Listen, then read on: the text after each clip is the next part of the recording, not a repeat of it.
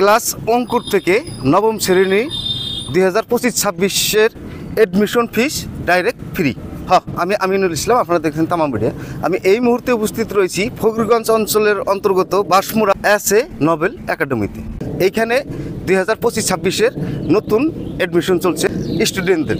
তো আসুন এই স্কুলের অধ্যক্ষ মহোদয় এবং ম্যানেজিং ডাইরেক্টর কি বলে শুনুন। এইবুলি আমাৰ যিটো 2025-26 চনৰ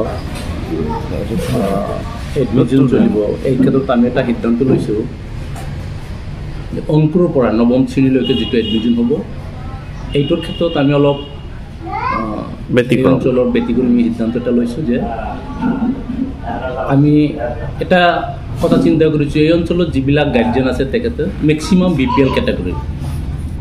কিছুমান গাৰ্জেনৰ ভাল ল'ৰা ছোৱালী আছে কিন্তু পইচাৰ অভাৱত পঢ়াব নোৱাৰে। সেইটো কথা চিন্তা কৰি আমি এটা সিদ্ধান্ত লৈছোঁ যে তেখেতে কমচে কম এই বছৰত কোনো ধৰণৰ এডমিশ্যন ফি দিব নালাগে, ভৰ্তি মাচুল দিব নালাগে।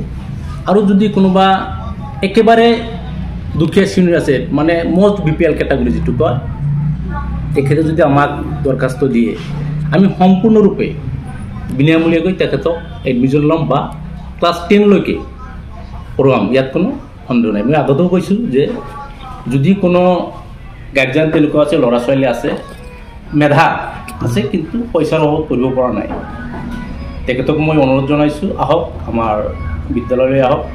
আমি ক্লাছ অংকুৰৰ পৰা 10লৈকে তেখেতৰ কোনো ধৰণৰ ফিজ নালাগে।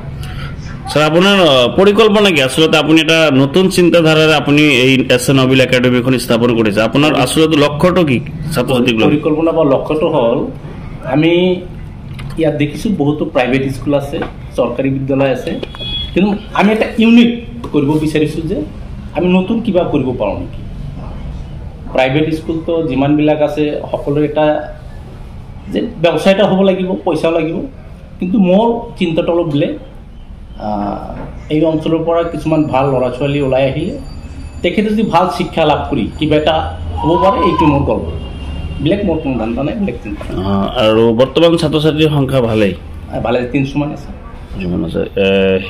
অভিজ্ঞ শিক্ষকৰ দ্বাৰা পাঠদান দিয়া, অভিজ্ঞ শিক্ষক আপোনালোকে চাব পাৰে, আমাৰ ইয়াত শিক্ষক আছে আৰু বিভিন্ন গাৰ্জেন মিটিঙত আমাৰ শিক্ষকবিলাক থাকে, তেখেতৰ পৰা দুই এষাৰ শুনিব পাৰে।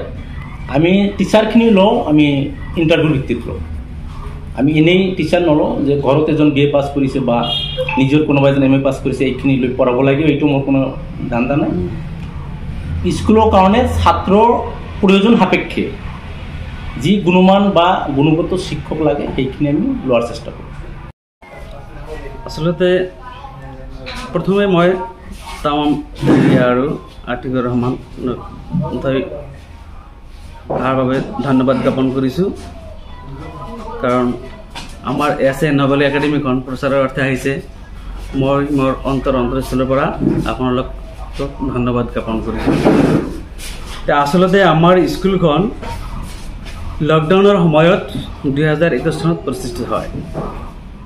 তো সেই সময়ত আমি 150 ষ্টুডেণ্ট পাইছিলোঁ। ইতিমধ্যে আকৌ লকডাউন হ'ল। লকডাউন হোৱাত আমাৰ কিছুমান ছাত্ৰ হেৰাই গ'ল।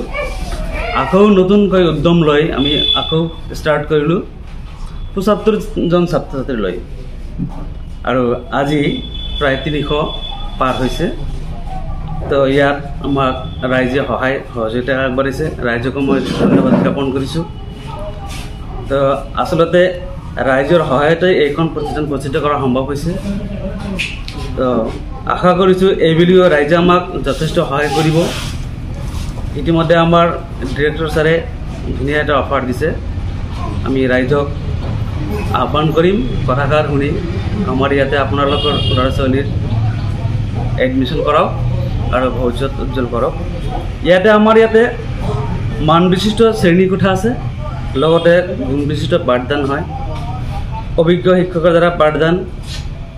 আৰু এটা ৰাইজক মই আহ্বান কৰিম যে আমি যে প্ৰতি বছৰে 4টাকৈ পৰীক্ষা লৈ আছোঁ, এই পৰীক্ষাৰ সঠিক বুজ লোৱাৰ বাবে সচেতন মহলক মই আহ্বান কৰিছোঁ আমাক ভুল ত্ৰুটিবিলাক আঙুলি দিয়াৰ কাৰণে। আৰু যদি কমপ্লেইন আহে এইটো আমি আশীৰ্বাদ হিচাপে ল'ম, কাৰণ আমাৰ ভুল ত্ৰুটিবোৰ ওলাই আহিব আৰু আমি গুণগত শিক্ষা দিবলৈ যথেষ্ট সক্ষম হ'ম।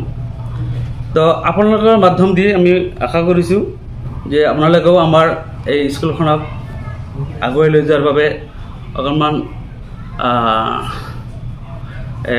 হেৰি সহায় সহযোগিতা আগবঢ়াব আৰু আমাৰ teacher qualification minimum BA, BSc, MSc, B.Ed, DLED, তাৰপিছত আমি উন্নত মানৰ পাঠদানৰ বাবে অঞ্চলৰ পৰা বাছনি কৰা উপদেষ্টা কমিটি আছে, তো সিহঁতৰ পৰা আমি পৰামৰ্শ লওঁ। তো গতিকে মই সমূহ ৰাইজক বা এই অঞ্চলক আহ্বান কৰিছোঁ, আপোনালোকৰ সন্তানৰ ভৱিষ্যত উজ্জ্বল কামনা কৰি আমাৰ ইয়াতে নাম লগাওক আৰু সন্তানৰ ভৱিষ্যত উজ্জ্বল কৰক। ছাৰ আপোনালোকৰ এই পাঠদানৰ বাহিৰে ক্লাছ যেতিয়া শেষ হয় বা পাঠদানৰ বাহিৰেও আপোনালোকে এক্সট্ৰা কিবা এক্সট্ৰা কাৰিকুলাম আছে। কি কৰে আমাৰ পাঠ্যক্ৰমৰ বাহিৰেও যিবিলাক অবিদ্যানিক শিক্ষা আছে আমি এইবিলাক দিয়াৰ বাবে চেষ্টা কৰোঁ। TLMৰ ব্যৱস্থা আছে আৰু নৱোদয় এডমিশ্যন লোৱাৰ বাবে আমি তেনেকুৱা গাইড বুক ইউজ কৰোঁ। যদি কোনোবাই নৱোদয় মানে পঢ়িব বিচাৰে আমি সেইবিলাক গাইড পঢ়াই দিওঁ, আমাৰ বেলেগ কোনো টিউশ্যনৰ দৰকাৰ নাই। আৰু এটা বলিষ্ঠভাৱে আমি ক'ব পাৰোঁ যে আমাৰ ইয়াত যিটো পাঠদান হয় ইয়াতে বাহিৰা কোনো টিউশ্যনৰ কোনো প্ৰয়োজন নাই, এইটো আমি ক'ব পাৰোঁ। আমি গল্প কৰাটো ঠিক নহয়, আপোনালোকে আগবাঢ়ি আহক, আমাক চাওক, আমাৰ টিচাৰ কোৱালিটি চাওক, আমাৰ এডুকেশ্যন ছিষ্টেমটো চাওক আৰু আমাক সহায় সহযোগিতা আগবঢ়াওক। আন্তঃগাঁথনি আপোনালোকৰ শ্ৰেণীকোঠাসমূহ কেনেকুৱা? যথেষ্ট ভাল আছে আৰু উন্নত কৰাৰ বাবে আমি আশাবাদী। মানে যদি ৰাইজে বিচাৰে যে আৰু উন্নত কৰিব লাগিব আমি এটা আশীৰ্বাদ হিচাপে ল'ম। বিল্ডিংটো আপোনালোকে চাই আছে, ফটো মাৰিব। আৰু বৰ্তমান গৰম আহিছে, ফেনৰ চিষ্টেম আছে? হয়, এইটো আমাৰ ফেনৰ ব্যৱস্থা মানে এটা গাৰ্জেন মিটিঙত আলোচনা হৈছে। আমি যিহেতু আমাৰ ইয়াতে লাইনৰ ব্যৱস্থা আছে যদিও ভল্টেজ নাথাকে, সেইকাৰণে আমাৰ ডিৰেক্টৰ ছাৰে কৈছে আমি চ'লাৰ ছিষ্টেম কৰিম যাতে ল'ৰা ছোৱালী সুস্থভাৱে পঢ়া শুনা কৰিব পাৰে। ঠিক আছে, ধন্যবাদ।